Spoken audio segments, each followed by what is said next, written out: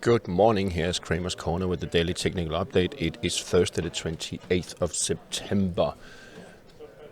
S&P 500 almost unchanged overnight or last night, dipping down to the 38.2 projection of this shoulder-like pattern here. We are in a downtrend. It is a little bit stretched, but there's still room lower because we don't have any divergence on the RSI. We could have some minor corrections where buyers probably will try to see if they can lift it up towards the 43.28. Now resistance. It was a support. Now it's a resistance, but the trend is down. Where we end tomorrow, which is the end of the week and end of the month, will be very interesting. But we are in a bearish trend. And similar on the Nasdaq, they will probably try to lift it back above the now resistance here, but it will take a lot to resume uptrend. It will merely just be a correction where we have the 100 moving average still rising, but we have the 21.55 coming down. So there will probably be a lot of fight going on here. But going into October, I think we will see some very volatile moves in the markets with a bearish undertone in general. We have Dow Jones closed yesterday below 33,610. So it is further confirming the downtrend. We can also see here the RSI. It is below 40. There's no divergence. It's confirming this bearish picture. And going into next week, there's room down to around 32,750 support. On the European markets, DAX still very heavy. No divergence on the RSI. It's really confirming the downtrend. Support around 15,000. It's a psychological level. Everyone will talk about it when it comes out. But from a technical perspective, we could down to 14,900 and change. AEX Amsterdam, very heavy also here, maybe building a little bit of a divergence, but we are in a fairly strong downtrend. I think if we reach 716, which I believe we will, probably dipping down to the lows or the troughs over here back from March, we will probably see a little bit of a rebound, a correction. But as you can see, I mean, we're dropping on all moving averages. We are on a bearish trend also on the weekly. The Belgian market, very heavy selling off. Let's see if we can make this one updating.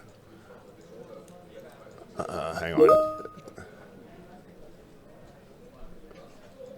Okay, then I have to type in.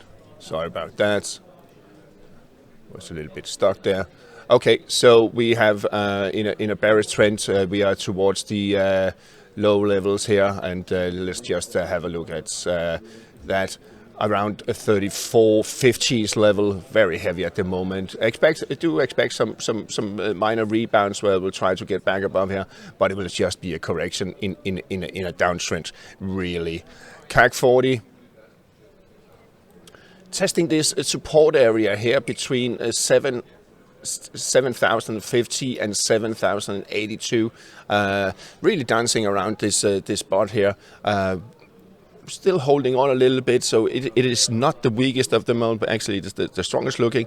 But if it takes out and closes below the 70.50 level, then expect a swift sell-off down to around 6,900, possibly dipping down to 6,800. But a little bit stronger also on the underlying moving averages. Euro dollar finding support here around 105, dipping below to 104.80, and let's zoom out a little bit so we can see what is actually going on. It is these lows, correction levels here. Really have to go back far back here in December, January last. December last year and January this year, and we also have here in March this year. So really some strong support area, and this time I really do believe it will hold at least on the short term, because what is interesting, we are in a bearish trend. It's quite oversold. dipping below. Let's see, did we dip below? No, we didn't dip below 20, but we were below 25 on the RSI. I think we will see a correction here going into next week, which can also lift the market, the equities market and other markets a little bit.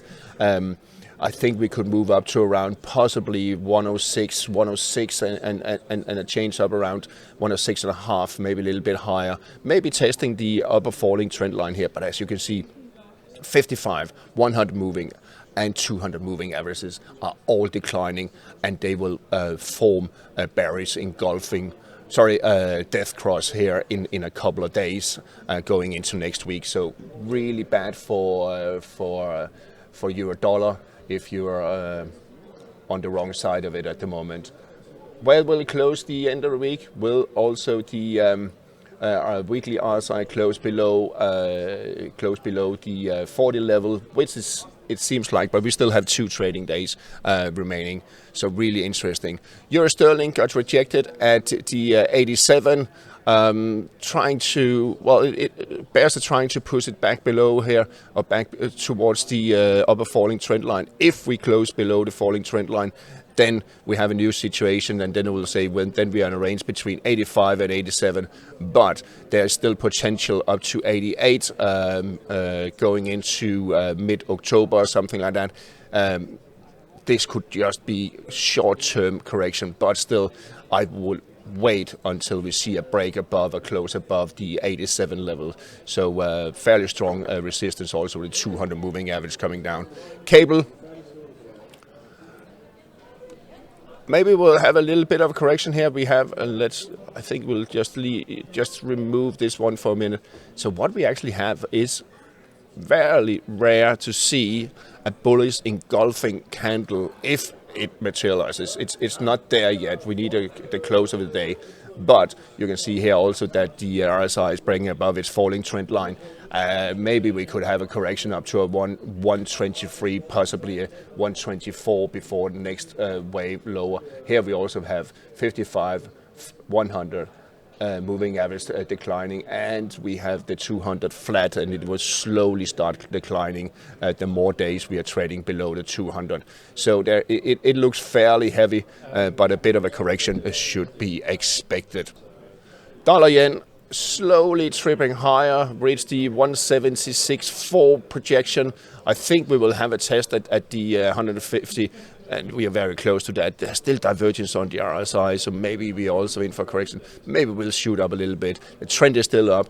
If we drop back below 147, then I think we will set back to around 145. But for now, we are still in an uptrend. There's no strong resistance until around 152.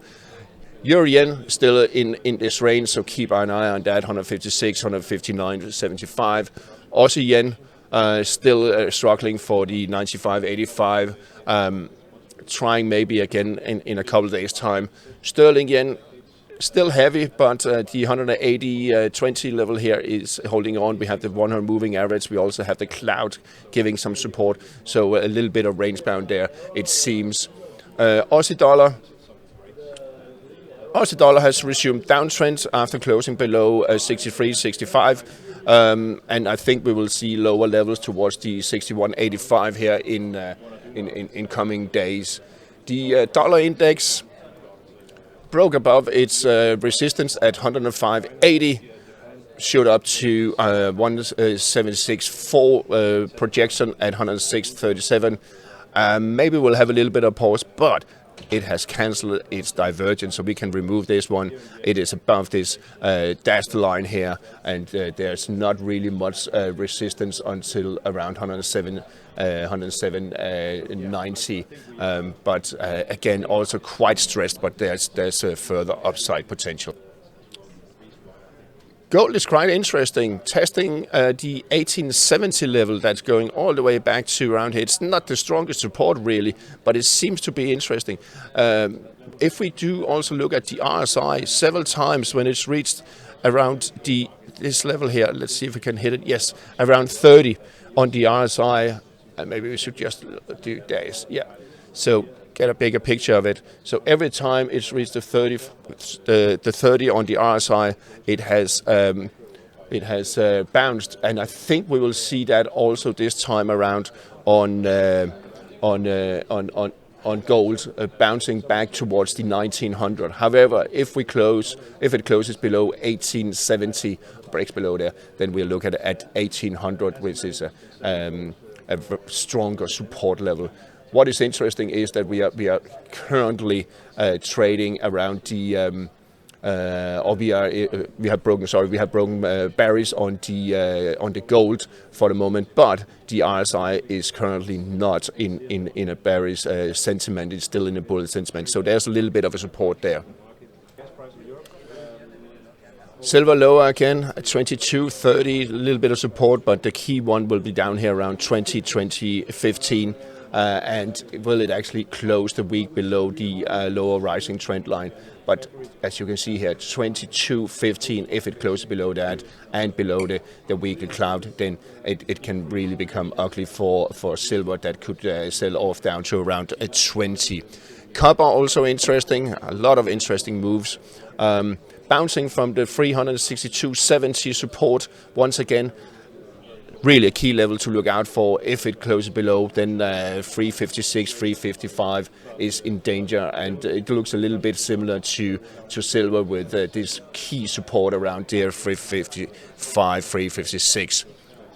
Brent crude oil shooting higher towards the 98.5, 99.50 resistance area, which is back here from late last year. There will be some resistance, but we are in an uptrend. There's no divergence, so we are pointing higher on crude oil. We have the WTI that shoot higher above its resistance, but currently trading just on this line here. But we are in a bullish trend for now. If it should reverse that, then we need a close below 88.20. Finally, on the US 10-year, and I've been talking long enough for you guys, shooting higher, and I think we can reach 467, possibly shooting up to 475 before we are in for a bit of correction. But as you can see here, there's no divergence on the RSI, and weekly is also building up higher. So it's really strong move on the US yields, and they could actually move higher. All right, that's all for today. Happy trading and have a nice day.